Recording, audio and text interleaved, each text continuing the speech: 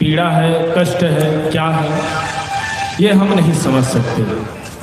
लेकिन हम में वो गुण है कि हम अपने पीड़ा को, अपने दुख को शब्द के माध्यम से किसी के सामने रख सकते हैं, अपने भाव को व्यक्त कर सकते हैं।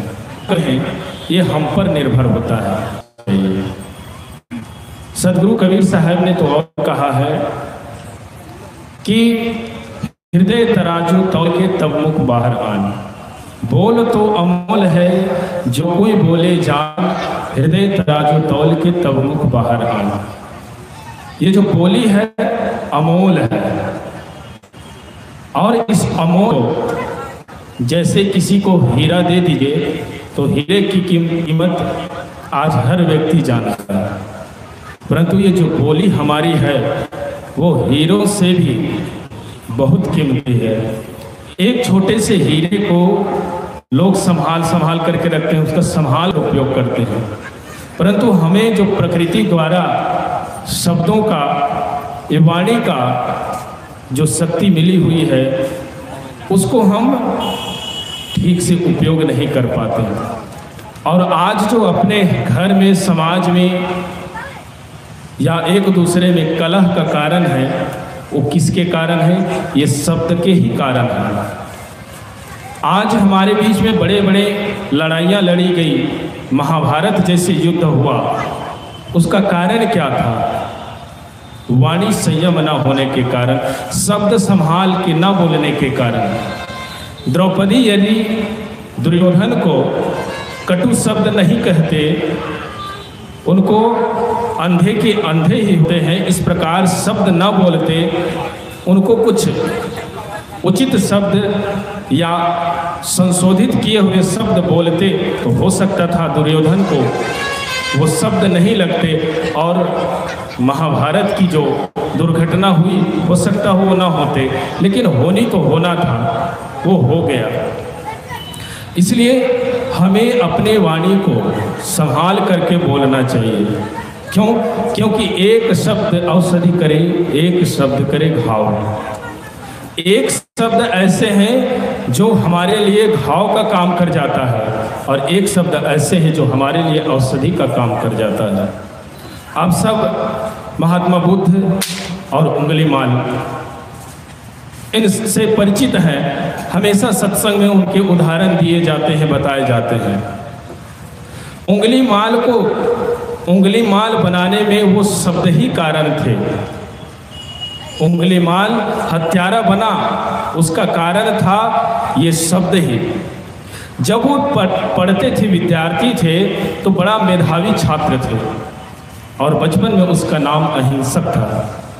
बड़े ही तेज थे, परंतु उसको देख करके कुछ विद्यार्थी उनसे जलने लगे और जलने लगे, ईर्ष्या करने लगे, और धीरे धीरे उसको नीचे दिखाने के लिए, नीचे गिराने के लिए उपाय किया गया, और उसको वो शब्द बोला गया जो वो सोच नहीं सकते थे। जो उनके गुरु माँ थी, उनके साथ में गलत संबंध ऐसा बता करके उनको बदनाम किया गया, ये शब्द ही है। और जब ऐसा बताया तो उनके गुरु को बड़ा कष्ट पहुंचा कि ऐसा हमारे साथ में इतनी बड़ी धोखा। तब उन्होंने गुरु दक्षिणा में वो चीज़ मांग ली जो आज तक किसी गुरु ने नहीं मांगा होगा। उन्होंने गुरु दक्षिणा में 1000 व्यक्ति के उंगली की मांग की कि हमें दक्षिणा में 1000 व्यक्ति के अंगूठे चाहिए और वो तुम ला के दो। और ये शब्द उसको चूभ गए और वो चले गए जंगल में और लोगों की हत्या करने लगे, लोगों को मारने काटने लगे। ये किसके प्रभाव में थे? ये शब्द के ही प्रभाव में थे। लोग कुछ करने के लिए तैयार होते हैं, कुछ करना चाहते हैं अपनी जिंदगी में, परंतु कुछ ऐसे दुष्ट प्रवृत्ति के लोग होते हैं जो अपशब्द बोल करके उनके पैर खींचने लगते हैं, निंदा करके पैर खींचने लगते हैं और वो फिर असफल हो जाते हैं। किंतु जो तेज होते हैं, जो किसी की परवाह ना करते हुए सिर्फ आगे बढ़ने को, अपने लक्ष्य पर ध्यान देता है, वो तो बढ़ जाता है। लेकिन अधिकतर लोग इस शब्द के प्रभाव में आकर के अपने काम में असफल हो जाते हैं। तो एक उंगली माल, उनको शब्द की चोट लगी और वो डाकू बन गए, हत्यारा बन गए। परंतु जब उसी अंगुली माल के सामने महात्मा बुद्ध खड़े हुए, महात्मा बुद्ध उसके सामना किए और उनके जब शब्द सुने तो वो शब्द अंगुली माल के लिए औषधि का काम कर गया। एक शब्द वो था जो घाव का काम किया और वो हत्यारा हो गया, लुटेरा हो गया, लोगों को मारने काटने वाला हो गया।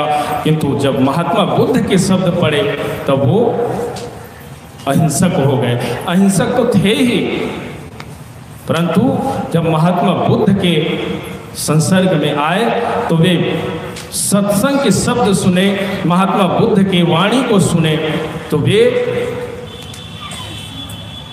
पापी से पुण्यात्मा बन गए, डाकू से, हत्यारा से भिक्षुक बन गए। ये किसके प्रताप है? ये शब्द के प्रताप, ये सत्संग के ही प्रताप है।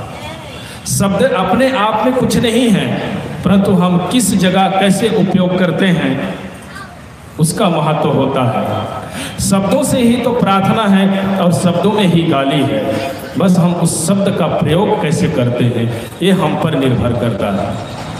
और ऐसे शब्द हम उपयोग करें, प्रयोग करें हमारे बीच में, लोगों के बीच में, जो उनको औषधि का काम करे।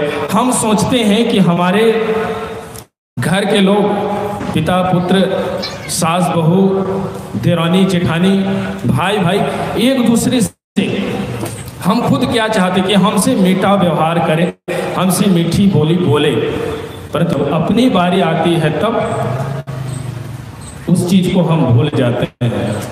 इसलिए हृदय के रूपी तराजू में तौल करके कि या जो मैं बोल रहा हूँ वो वास्तव में उस व्यक्ति के लिए उचित है या अनुचित है, या सोच लें कि सामने वाला, जो शब्द मैं सामने वाले के लिए बोलना चाह रहा हूँ वही शब्द उधर से मुझे मिले तो मुझे कितनी पीड़ा होगी, मुझे कितना दुख होगा। जब हम अपने ऊपर ले लेते हैं तो कभी किसी को दुख देने की भावना मन में नहीं होती, फिर दुख देने की भावना अपने आप हट जाती है। हम तो केवल चाहते हैं कि हमें लोग दे, लेकिन हम कभी किसी को देना नहीं चाहते हैं। किसी को प्रेम भरा व्यवहार नहीं दे पाते, किसी को प्रेम आता है। उससे तो अच्छा होता कि हम गूंगे हो जाते। जुबान है और जुबान से मीठी वाणी ना निकले तो जुबान की क्या मतलब है? उससे तो जानवर बेहतर है जो अपने जैसे तैसे चिल्ला करके रह लेते हैं। आदमी और मनुष्य को जो अलग करता है यही तो है। आदमी और पशु को अलग कौन किया है? ये वाणी और बुद्धि।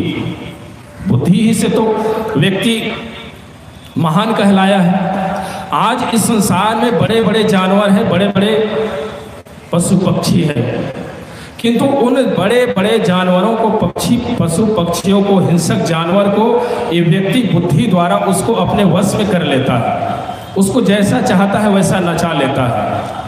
ये आदमी की शक्ति है, परंतु हम अपनी शक्ति को ना पहचानने के कारण सही उपयोग नहीं कर पाते, और सही उपयोग न करने का कारण होता है ये कलह। आज जितनी भी शिकायत होती है, चाहे सास की हो या बहू की हो, सीधा यही कहते हैं कि बहू बढ़िया व्यवहार नहीं करती, सास बढ़िया व्यवहार नहीं करती, बढ़िया से शब्द नहीं बोलते, हरदम कटु कटु बोलते रहते हैं। ये हम सब की शिकायत रहती है, और इस शिकायत से हमें बचना है तो बचने के लिए क्या करना होगा? चाहना छोड़ दें, बस करना शुरू कर दें। एक एक व्यक्ति यदि अच्छे कर्म करना सीख ले तो फिर किसको कौन दुख देगा? जब अपने ऊपर ले लिए तो कौन किसको दुख देना चाहेगा? कोई किसी को दुख देना नहीं चाहेगा। लेकिन बात यही होती है कि दूसरे, सिर्फ दूसरे और दूसरे को ही सोचते सोचते हमारा समय भी निकल जाता है।